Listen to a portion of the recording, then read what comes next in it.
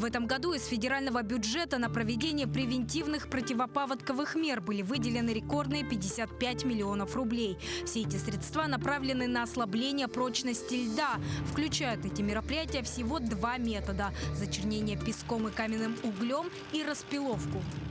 На сегодняшний день на двух реках, на Лене и Колыма, работы завершены в Ленском районе, Алекминском районе и Хангаласском районе.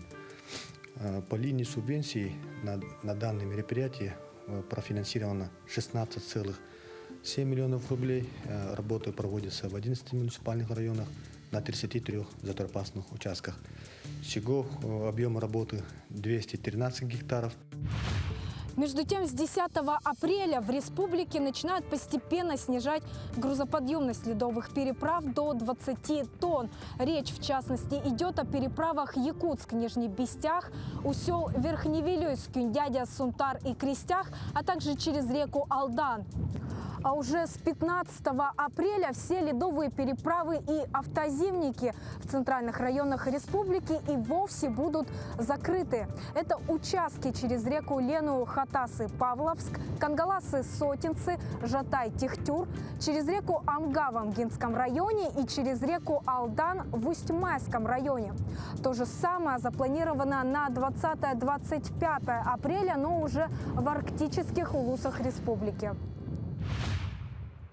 По основной региональной дороге Хатасы-Павловск в связи с сильным обводнением и положительными температурами на сегодняшний день готовится решение о запрете движения транспортных средств, легковых транспортных средств. Отдельно хочется отметить по работе судов на воздушной подушке. С субботы, это 12 апреля, уже первые суда будут вводиться и в эксплуатацию на паромной переправе Якутск-Нижний Бестях.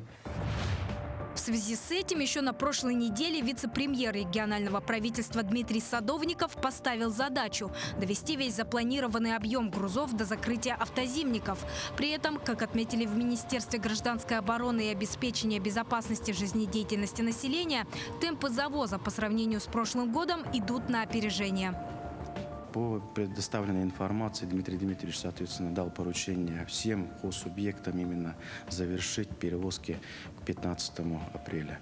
Это для нас крайняя точка, и мы будем работать в этом направлении, чтобы усиленно завершить завоз жизнеобеспечивающих грузов.